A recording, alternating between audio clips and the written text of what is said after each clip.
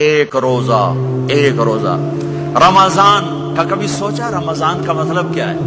رمضان کو رمضان کیوں کہتے ہیں؟ اللہ نے 11 مہینوں کے نام عربوں سے رکھوائے اور روزے کے مہینے کا نام خود رکھا قرآن میں، شہر رمضان الذی انزل فیہ القرآن۔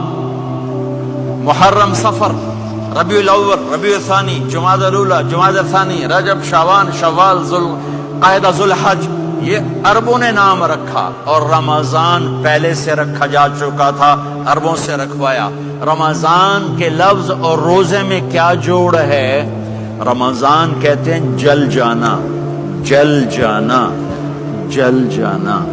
تو اس کو روزے کے ساتھ کیا مناسبت ہے کہ جب کوئی مرد عورت روزہ رکھتا ہے یا رکھتی ہے تو پچھلے 330 دن کے گناہ، آج روزہ رکھا، پٹی تیار ہو گئی، گناہ ڈال کے جلاؤ، دوسرے دن اور گناہ جلاؤ، تیسرے دن اور گناہ، چوتھے دن اور، 30ویں دن سارے گناہوں کو اللہ تعالیٰ جلا کے، راکھ کر کے، ایمان والے مرد عورت کو پاک کر کے، صاف کر کے، آخری رات کہتا ہے جاؤ بخشے بخشائے چلے جاؤ، جاؤ بخشے بخشائے چلے جاؤ۔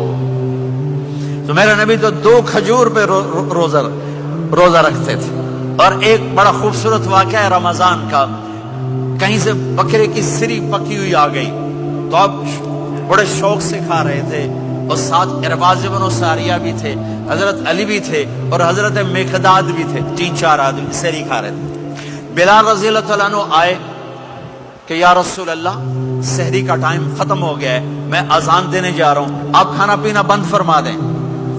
اب میں کہا ٹھیک ہے، وہ باہر چلے گئے، اذان دینے لگے، پھر خیال آیا میں دیکھ لوں کہ آپ نے کھانا چھوڑا کہ نہیں چھوڑا۔ واپس آئے تو آپ کھا رہے تھے۔ میں کہا یا رسول اللہ واللہ لقد اصبحت، اللہ کی قسم صبح ہو گئی۔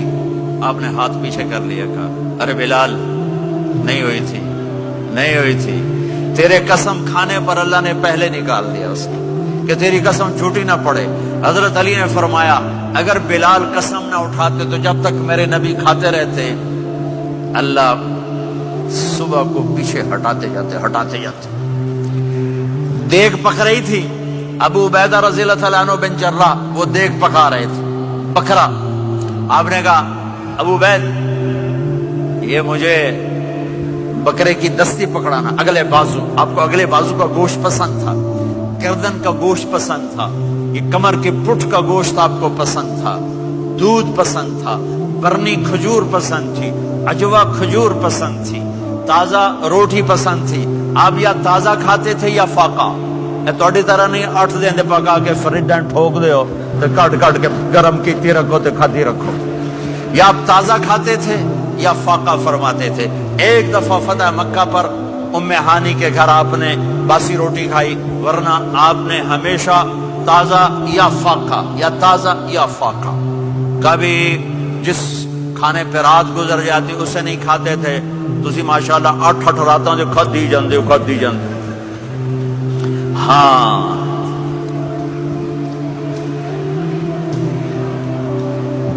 تو کہنے لگے عبید یہ دستی پکڑانا، تو انہوں نے ایسے بکرے کا بازو نکال کے پورا آپ نے یوں پکڑا، نوچ کے پھینکا، کہ دستی پکڑانا۔ انہوں نے یوں نکالا لوئی سے، آپ نے پکڑا، کھایا، کہا مجھے بکرے کا بازو دستی پکڑانا۔ کہا یا رسول اللہ بکرے کی 2 ہی ہوتی ہیں۔ آپ نے کہا تیرا بھلا ہو جائے، اگر تو میرے کہنے پہ ڈوئی ڈال دیتا، جب تک میں کہتے رہتا اللہ مجھے نکال کے کھلاتا رہتا، اللہ مجھے نکال کے کھلاتا رہتا۔ اللہ نے رمضان بھیجا ہوا ہے، رمضان آ رہا ہے، اللہ کی رحمتوں کا جنت کے دروازے کھل گئے، جہنم کے دروازے بند ہو گئے، ایک دوسرے کو معاف کر دو، روزے کی حفاظت کرو۔ آپ بہت سے بہن بھائی آئے بیٹھے ہو، لڑے ہوئے ہوگے، ناراض ہوگے، میاں بیوی لڑے ہوئے ہوں گے، بھائی بہنیں لڑی ہوں گی۔ رمضان آ رہا ہے، تیاری کرو، جیسے حج پر جانے سے پہلے معافیاں مانگتے ہو، رمضان سے پہلے بھی ایک دوسرے سے معافی مانگو، ایک دوسرے کو معاف کرو، ایک دوسرے کو درگزر کرو، خود جا کے معافی مانگ لو، اللہ آپ کا مقام اونچا کر دے گا، مرتبہ اونچا کر دے گا۔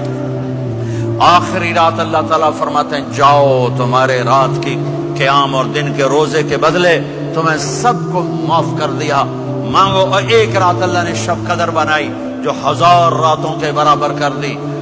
وہ آج آپ کی تو راتیں بڑی چھوٹی ہیں, 5 راتیں جاگ لو 3 گھنٹے دی بھی نہیں رات ہوندی, تو 5 راتیں جاگ لو, 21 23 25 27 29, ان میں سے ایک رات ضرور شب قدر ہوگی. ایک رات کا جاگنا 80 سال کی عبادت سے بڑھیا ہو جائے گا. صرف ایک رات کا جاگنا, ایک رات کا جاگنا. ایک شرط ہے, دل میں بغض نہ ہو, نفرت نہ ہو, حقارت نہ ہو, کسی مسلمان کو حقیر نہ جانو, بلکہ کسی انسان کو حقیر نہ جانو, تو آپ کی بندگی اللہ کی بارگاہ میں پہنچ کر آپ کے مقام کو اونچا کر دیں گی. تو عبادات میں ایک نماز ہے, پھر ایک روزہ ہے, پھر زکوٰۃ اور حج مالدار لوگوں کا فریضہ ہے, غریبوں کا نہیں ہے, متوسط طبقے کا نہیں ہے. تو عبادات کا جو نصاب ہے بڑا مختصر ہے. 5 نمازوں پہ کتنا وقت لگتا ہے؟ روزے سال کے بعد آتے ہیں, گنجائش ہے بیمار و بعد میں رکھ لو, مریض. سب سے پہلے یہ سمجھ لیں کہ حضور نے فرمایا نماز میری آنکھوں کی ٹھنڈک ہے. یعنی ہم چونکہ کچھ باتیں بہت زیادہ سنتے ہیں تو اس کا ذائقہ نہیں محسوس کرتے. کبھی حدیث کے لفظوں پر غور کریں. فرمایا نماز میری آنکھوں کی ٹھنڈک ہے. یعنی کہتے ہیں نا آنکھیں ٹھنڈی ہو گئیں, تو حضور فرماتے ہیں جب تو سجدہ کرتا ہے نا میرے امتی, جب تو نماز پڑھتا ہے, رکوع قیام سجود کرتا ہے, تو تیرے نبی کی آنکھیں ٹھنڈی ہوتی. یہ کتنا بڑا رضا والا کام ہے نبی پاک صلی اللہ علیہ وسلم کی نماز پڑھنا. اور حضور کا اپنا نماز کے ساتھ رشتہ یہ تھا کہ سورج گرہن ہوا تو حضور نے نماز کی نیت مان لی, چاند گرہن ہوا تو نماز پڑھنے لگے, تیز بارشیں طوفان کی صورت میں آئیں تو نماز پڑھی, بارش نہیں ہوتی تو نماز پڑھی. حتیٰ کہ جنگوں کے موقع پر بھی میرے نبی پاک نماز کی کثرت فرماتے تھے. ہر موقع پر نماز کی طرف توجہ. نماز حضور کی چاہت ہے, آنکھوں کی ٹھنڈک ہے.